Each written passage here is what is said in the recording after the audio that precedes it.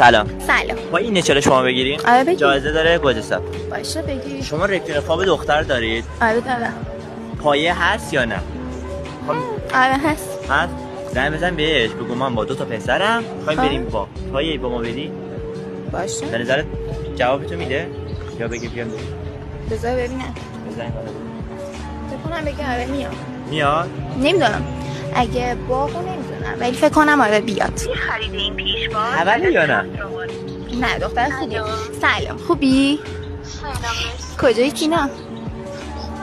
میگم من با آیدین اومدم بیرون، رفیقش هم هستش، بعد قرار بریم باغ تا ساعت شبینا میای. به ساعت چند؟ تا ساعت 11:30 مینا.